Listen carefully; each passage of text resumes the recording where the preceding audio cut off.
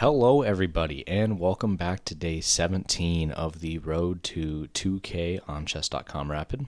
Yesterday, we got a pretty nice win on a tactic, so we're at 1773. And as we jump in here, it looks like we're going to be playing a 1800 from Slovakia. So we're going to start with e4.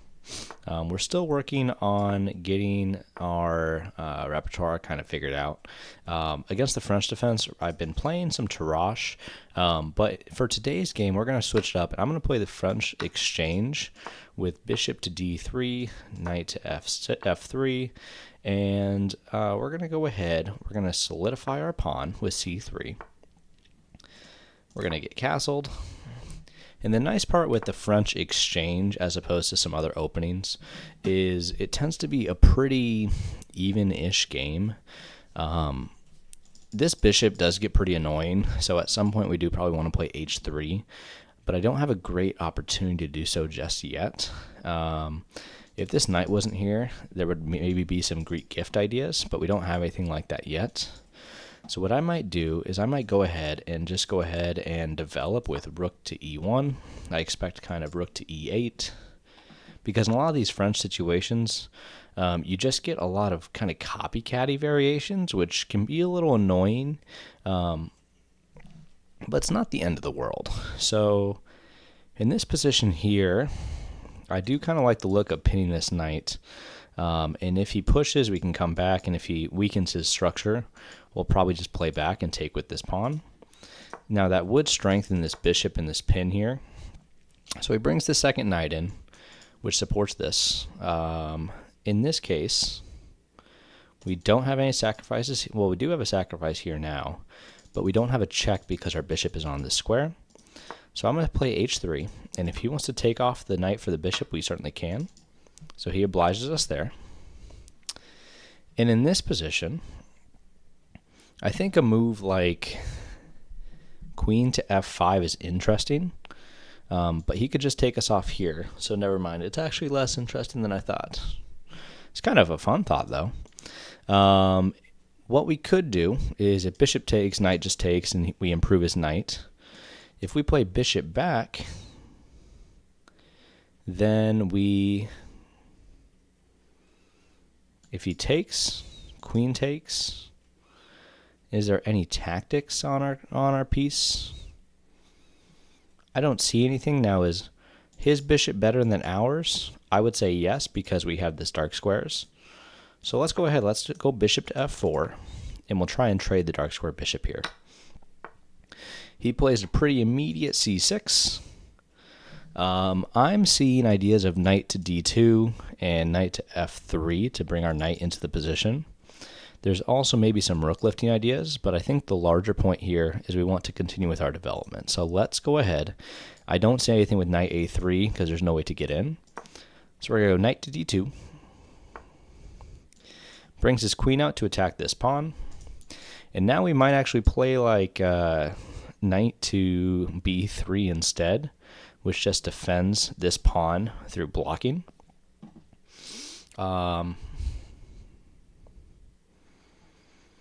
And I'm trying to figure out if there's any tactics that we have, like, a3 and then bringing this over, but I don't think we have anything. So let's play knight to b3.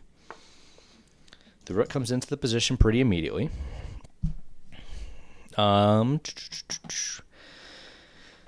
do we make an improvement in the position?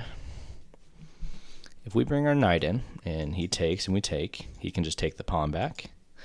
This bishop might be on a slightly suboptimal square, so I'm kind of liking bishop to f5 to threaten to take this off. But I do think our bishop, is more powerful than his knight.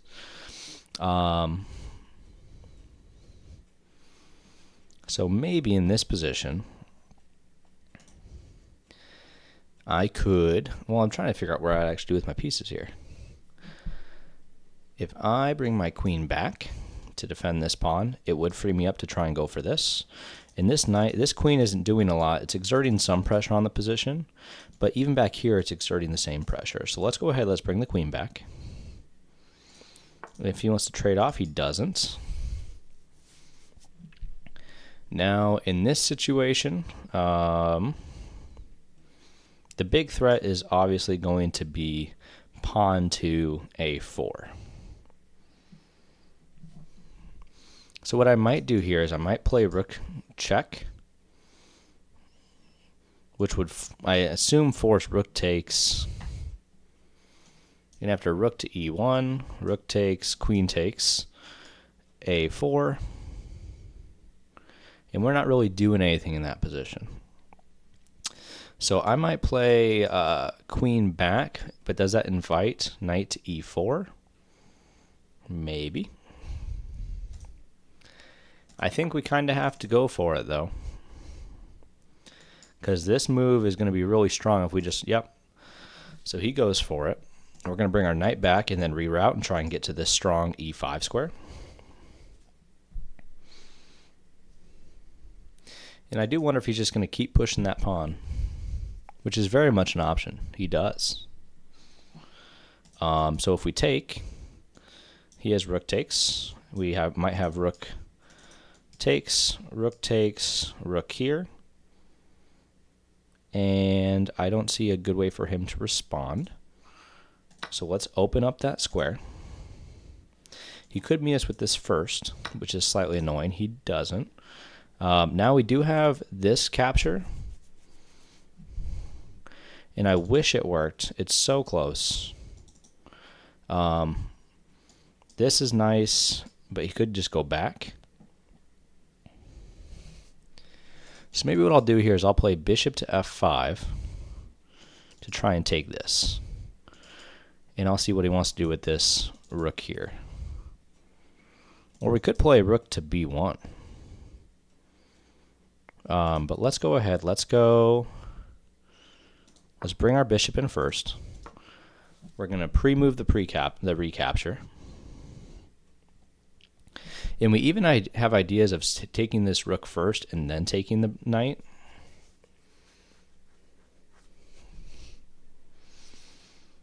So lots of kind of interesting moves in the position. He comes all the way back. So in this case, what I might do is I might play this rook move over. Do I want to try and reroute here, actually? Maybe I do.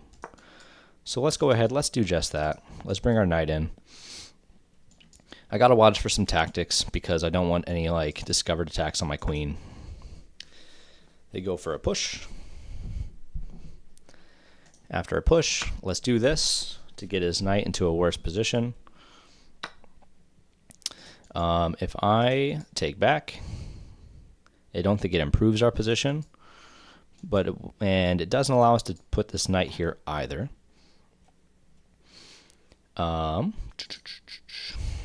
What do we do?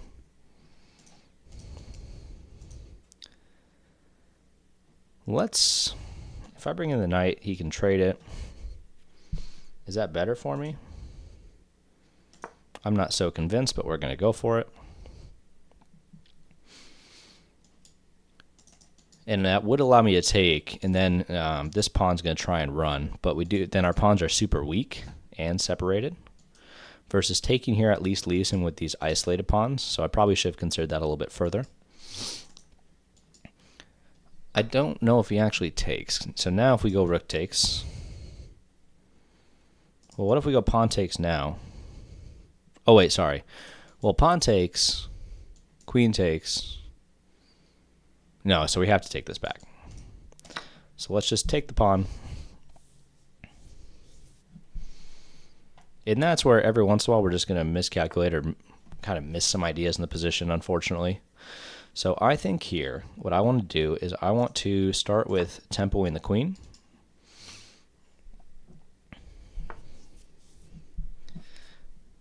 They go there.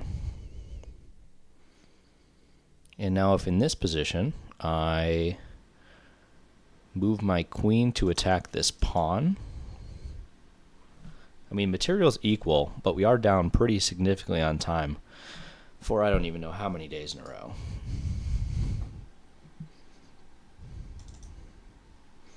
We're finding quite a knack for ourselves in getting into time pressure.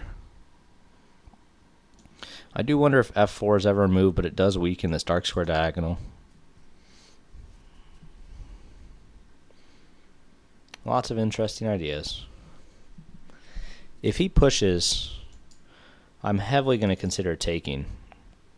It does drop this pawn at the end of the line. He brings the rook in. So what about f4 now? All right.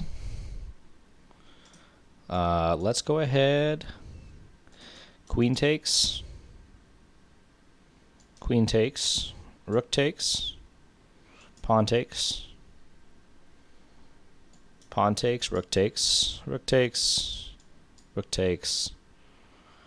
And what about rook here? And we'll have this outside pass pawn.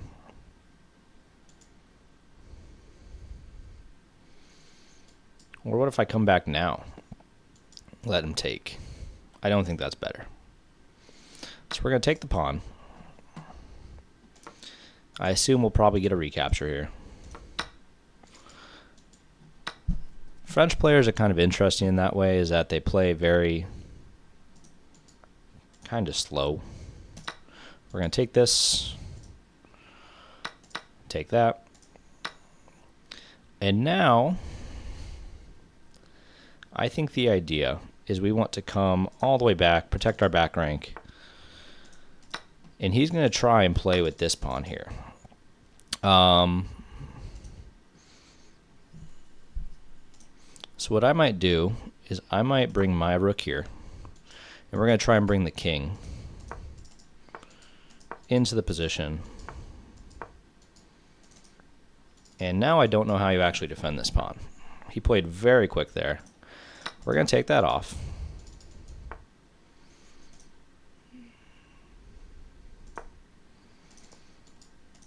And we're just up a pawn in an endgame. So I think here the question we really pose to our opponent is, do you know how to save a game being down a full pawn?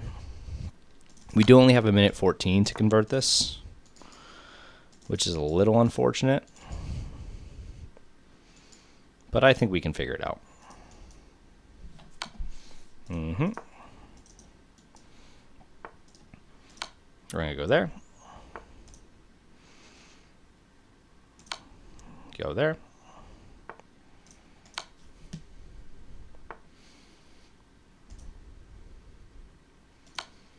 I'm kind of interested in how far he'll take this. We are down the full minute. Now the outside pass pawn is difficult. If we go here, forces this. But I don't think it actually results in a win. So we're about to force repetition. And I think being down 6 minutes on the clock, I'm going to take the draw. Or our opponent says no.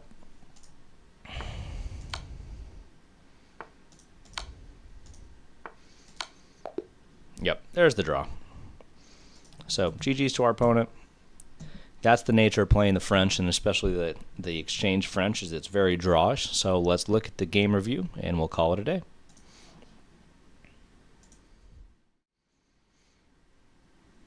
So in today's game, we had a near perfect game. We played with a 96.8, and our opponent played with a 96.9. None of the moves are particularly complicated here. We essentially supported our pawn chain.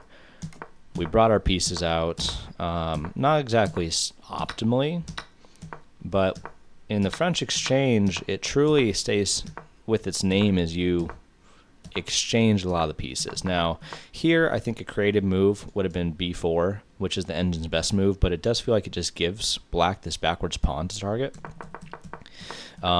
Instead, we went for a little bit more of a cagey approach.